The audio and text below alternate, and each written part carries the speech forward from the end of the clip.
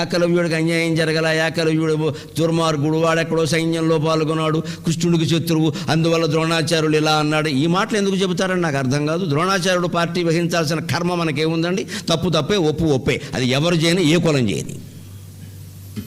తప్పును తప్పుగా, ఒప్పును ఒప్పుగా చెప్పాలి కానీ చరిత్రలో జరిగిన ప్రతిదాన్ని సమర్థించుకోవాల్సిన అవసరం మనకేం లేదండి. ఇక్కడ శంభుక వధ జరగలేదు, పక్కా ఉత్తరాఖండ కల్పితం. శూద్రుడు తపస్సు చేయడం, రాముడు చంపడం పచ్చి అబద్ధం. శబరి తపస్సు చేస్తే కాళ్ళకి దండం పెట్టి నీ తపస్సు బాగా సాగుతుందా అని అడిగాడు గిరిజన స్త్రీని. అది రామచంద్రమూర్తి. శబరి తపస్సు చేస్తుంటే గౌరవించి నీ తపస్సు బాగా సాగుతోందా, 3 పూట్ల స్నానానికి నీళ్లు దొరుకుతున్నాయా అని అడిగినటువంటి రామచంద్రమూర్తి శూద్రుడు తపస్సు చేస్తే సంహరించడం ఏంటండి? అర్థం లేని మాట. ఈ కట్టుకథలన్నీ ఎలా ఏర్పడతాయంటే చెట్టు కింద చుట్టకాల్చుకునే వాళ్ళు కాలక్షేపానికి పుట్టించేవి కొన్ని, మాబోటి పురాణ పండితులు సభారంజకత్వానికి పుట్టించేవి కొన్ని. ఎవరు తక్కువ వాళ్ళు కాదు ఇందులో.